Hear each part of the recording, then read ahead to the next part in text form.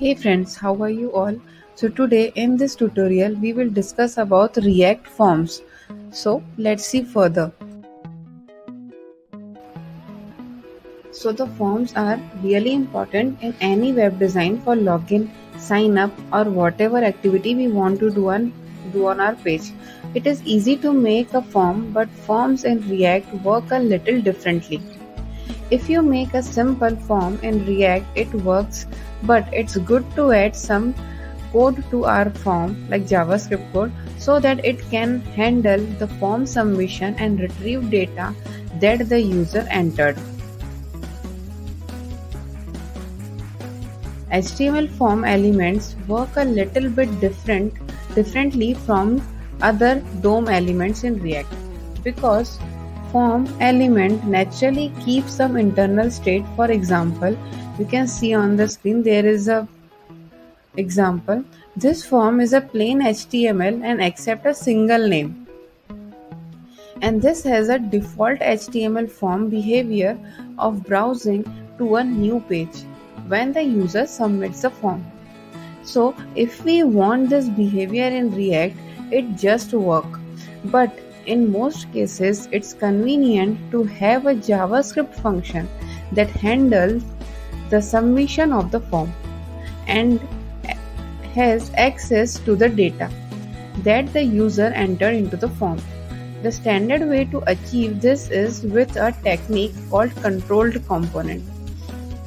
So you can see further.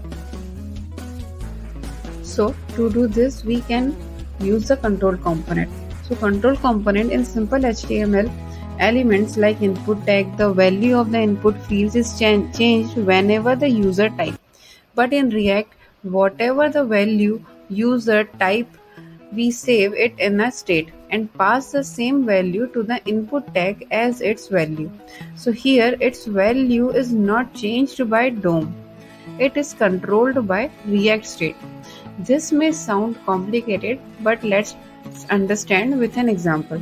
You can see there is a code on the screen. So first create a React app and from your project directory update your index.js file from the source folder like this. If you don't understand it, what the form and label input, I will discuss further in the detail about this. So in the above example, the input element is uncontrolled. Whatever the value user type is in the DOM, so we are logging that value on the console by getting it from the DOM, and the method on input change will be called anytime user type in anything. So the value will be printed on the console every time. So Google Chrome user to open the console and React is used to handle the value of user enters. So let's see it in a more detailed. So let's start with the basics. So if you can see on the screen, the adding forms in React. So you add a form with React like any other element. So add a form that allows user to enter their name. So you can see a code on the screen. There is a class myForm and I extend it with the react.component render method return, and there I use a form tag. The form, there is h1 p and input is a type text. There is a format and a react dom.render. There's a myForm document.get element by id root. So if you run this code, so it will just simply show the hello and enter your name, and there's a text box. Whatever value you want, you can just enter it. So it's a simple form in the HTML. Let's see further. So now in this, the second topic is handling forms. So handling form is about how we handle the data when it changes value or gets submitted.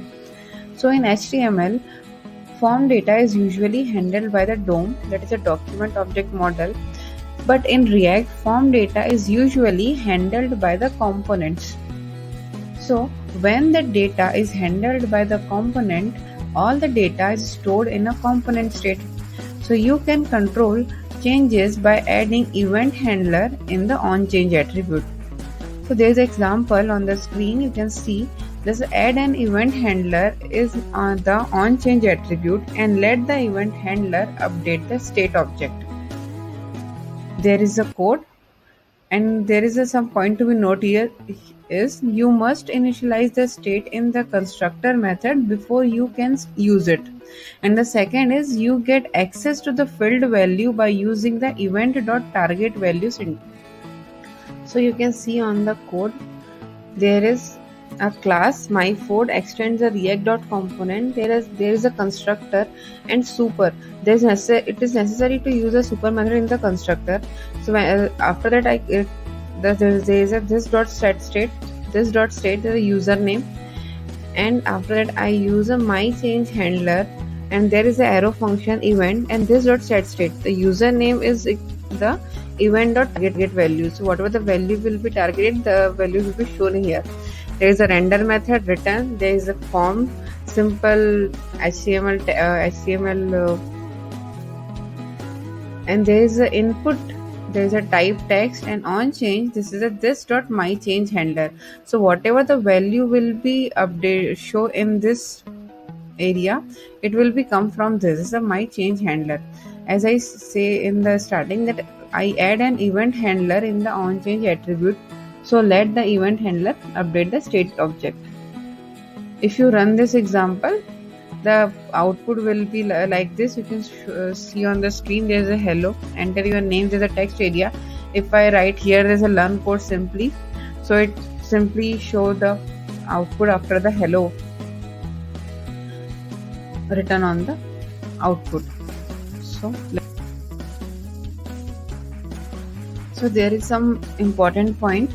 First is you must initialize the state in the constructor method before you start to use it, and the second is you can access to the filled value by using the event.targetValue syntax. So these 2 points are very important. Next is conditional rendering. So in conditional rendering, if you want not to apply the display the h1 element until the user has done any input, so we can add if statement for this. We can see there is an example after this. So look at the example and you can note that I create an empty variable. In this example we call it header, and second is we add an if statement to insert content to the header variable if the user has done any input. So we insert the header variable in the output using curly brackets. You can see there is an example. There is a let header is equals to blank. There is a if condition. If condition is true, then the h1 tag will be displayed. If the condition is not true, then the header will be blank. So this is a normal conditional rendering. We can use it in the form application in the React. If you run this example, you can see there is enter your name and there is a text box. If you write in this your name, it will be show after the hello. If you don't write anything, just leave it as a blank, there is nothing. Like there's a space, there is space. If you leave it as a blank, there is nothing happens. So that is the most important thing you can use in the conditional rendering in the form in React.js. And in React, there are the many ways to implement the conditional rendering. First is if-else, as I told. So we can apply the if-else condition logic to JSX in React. Remember, JSX is compiled to JS before being executed. So we are literally writing in JS code. Second is a ternary operator. Ternary operator is a shortened form of the if-else condition. So the first part states the condition, the second part is returned value if true, and the last part is returned value if false. The third is element variable. So element variable holds JSX elements, so it can be used anywhere in the React component.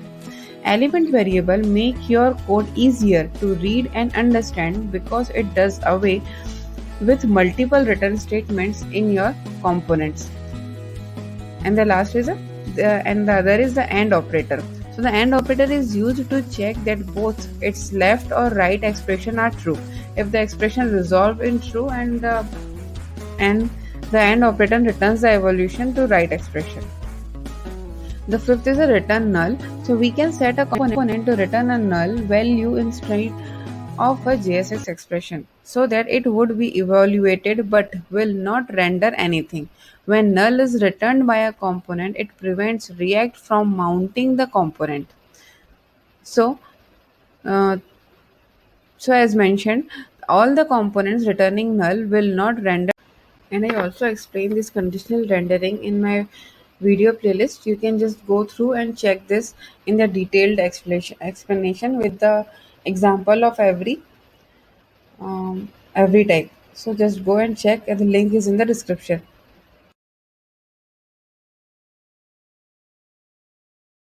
So now the next is submitting forms.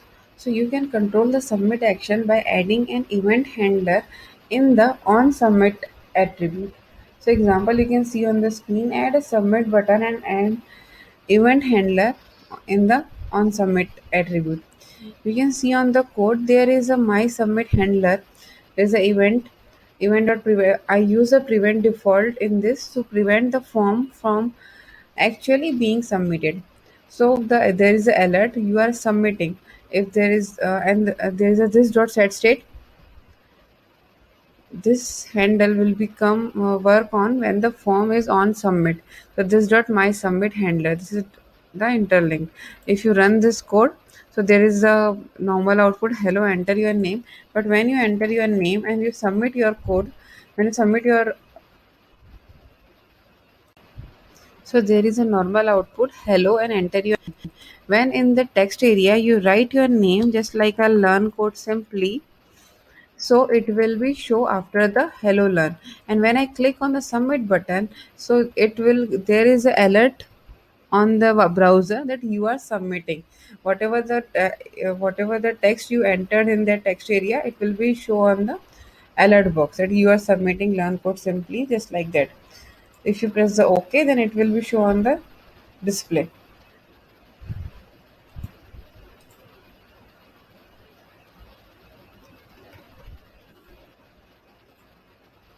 So this is the submitting forms. So there is a point to be noted here is that we use event.prevent default method in this to prevent the form from actually being submitted. So why we use a prevent default method is a question when many time interviewer ask that why we use a prevent default method. So the answer is it means to prevent the page its default behavior, we use the prevent default method. It's a very simple method and we use it. You can see this method in many pages whenever you write the code. The next is the multiple input fields.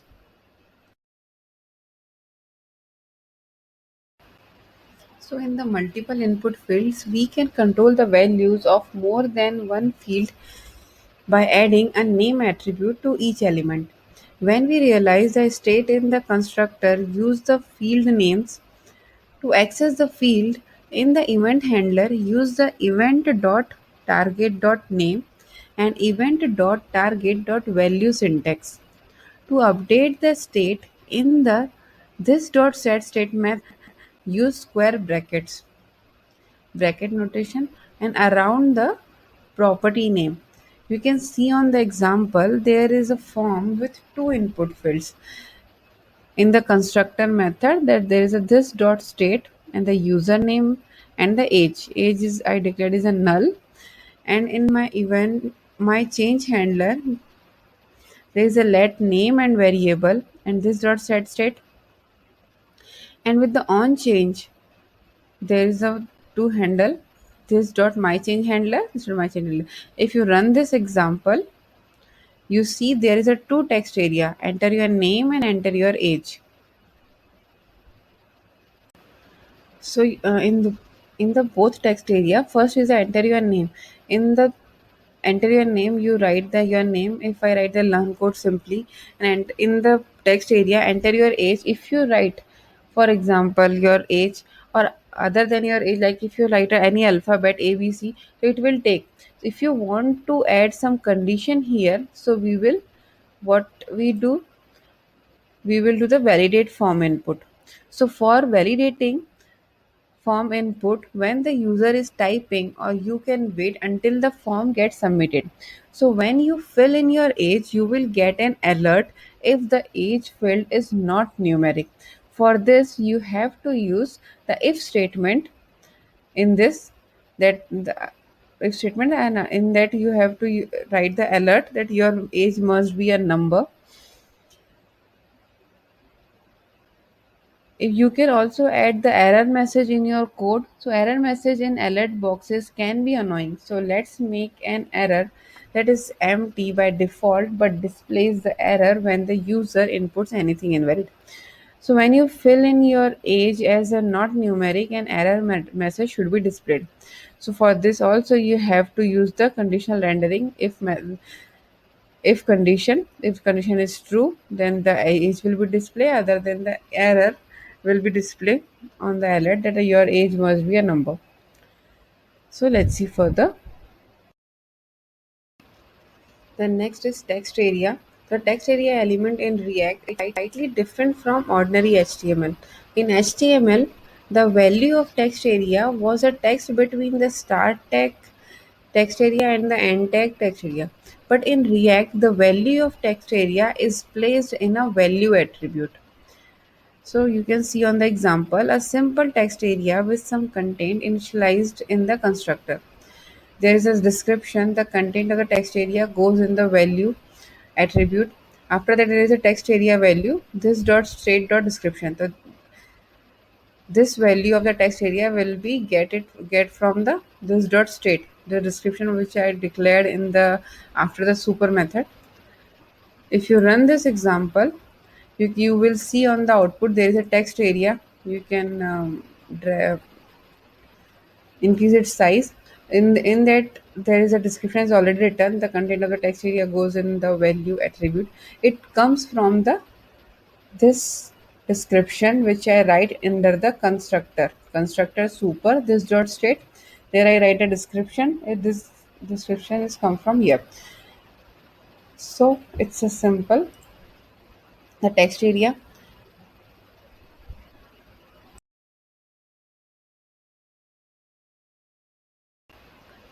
The next is select. So a drop down list or a select box in React is also a bit different from HTML. In HTML, the selected value in the drop down list was defined with the selected attribute.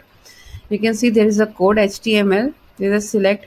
The first option is Ford, second is Volvo, third is Fiat. The second is Volvo. When I write the option value equals to Volvo, there I write the selected.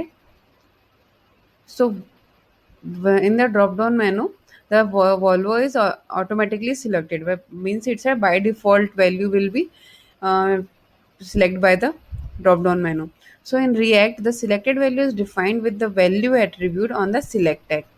There is an example you can see. If you run this, there is a on the browser the Volvo is already selected. The Ford and Fiat you can choose. You can see they are kind of this kind of select forms in many websites. So there's a simple code. There's a form tag. After in that you have to use a select tag and the file value, and then you have to also use the selected. So let's see further. Now the next point is control input null value. So specifying the value prop on the controlled component prevents the user from changing the input unless you desire so. If you are specified a value but the input is still editable, you may have accidentally set value to undefined or null. So there is a code which demonstrated this. The input is logged at first but becomes editable after a short delay. You can see there's a React DOM.render. Input value is high. So mount node set timeout. Here's a set timeout function. React DOM.render. There's an input value null. After that, this is a 1000. The timer is 1000 seconds.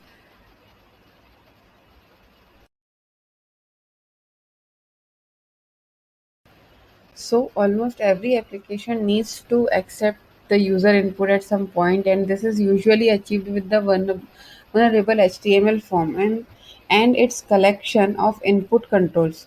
If you are recently started learning React, so there is a question is about, so it can sometimes be tedious to use controlled component because you need to write an event handler for every way your data can change and pipe all of the input state through a React component. This can become particularly annoying when you are converting a code base to React or integrating a React application with a non-React library. In this situation, you must check the uncontrolled component. Now the question is arise, what is the uncontrolled component is. So to write the uncontrolled component,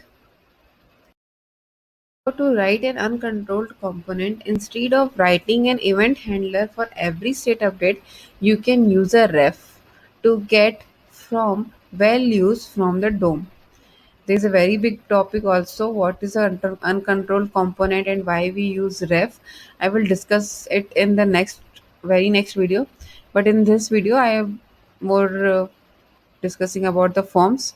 So this is also the form of this is also the alternate of the controlled component. So let's see further in this video.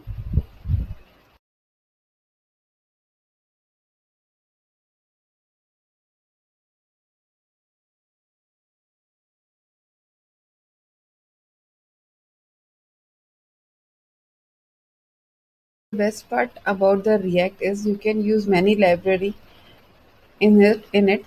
So as our application gets bigger and more complicated, it can be worthwhile to look into third party libraries that can help to reduce boilerplate, standardize our code, and simplify complex problems. So most React applications contain forms. If we are building a React application that contains complex forms, we might ask ourselves that which form library should I use.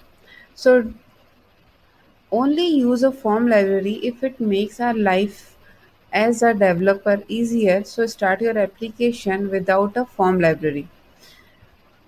If you find you are writing repetitive code and complex validation logic, think about installing a form library. If the most complex form in your application is your logic or registration form, then you probably don't need to use a third party form library.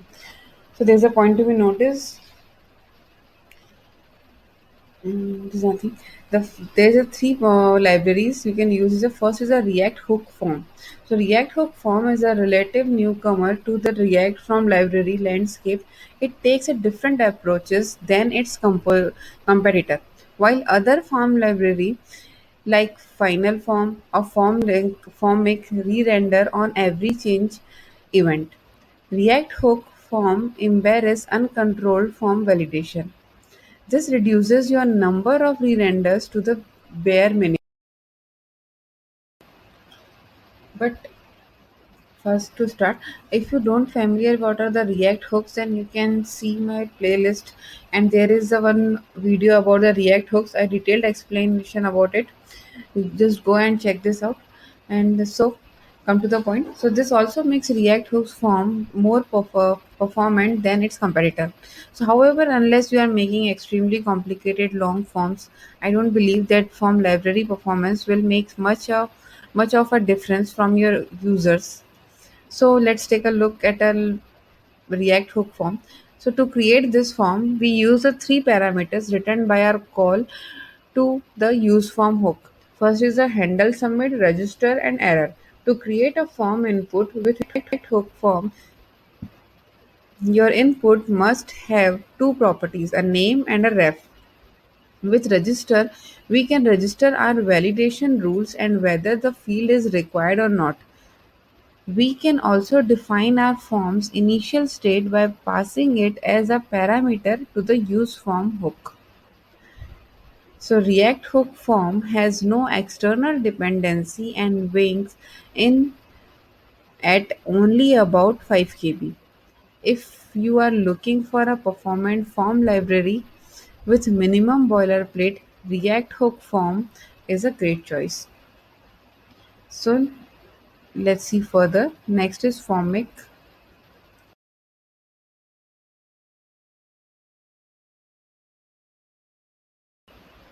So the next library is Formic. So Formic is one of the most popular form libraries in the React ecosystem. It allows us to easily build complex form and it works nicely with Yup validation. These libraries are just for your easy going program. If you don't want to use this library, you can go with the previous what I explained you. But these are library just make your work so simple. So one thing I really enjoy about Formic is how explicit it is. It feels like there is no magic. It easy to reason about how your form works. Some developer might find the code about the formic redundant or repetitive, but I enjoy it. I like how on change and on blur are passed explicitly to the inputs. I like how the touched array keeps track of the touched state of all of your inputs. One thing I like about Formic is it feels like the code is so simple that it's self documented. It's also easy to manually manipulate other field values. If we want to clear one input when another one changes, we can manually call handle change with the name of the field we want to change and the new value. So if you are someone who prefer more magic and less boilerplate, then be sure to check out Formix field component. And if you are looking for performance optimization, you can. And then next is React Final Form. So React Final Form is built by the same author as Redux Form. So for years, Redux Form was a gold standard in the React Form libraries. However, the React community moved away from Redux Form in search of more lightweight and performant alternatives. Unlikely, Redux Form Final Form is a zero dependency solution. So, which one should you choose? So, first, before deciding on a form library, you should ask yourself if you are making form that are complex enough to justify installing a library. If you are, then one of these libraries will provide you with performant standardized forms. What I would recommend is trying all three libraries and seeing which one fits in your code and style the best. For me, that's Formic. I have used it at my past projects and I enjoyed working with it. So, since I'm comfortable with working with Formic, so I would probably choose it again in the future. If you have simple form in your code, then you can go with the previous method which I explained you, simple HTML tags and all the conditional rendering and all. And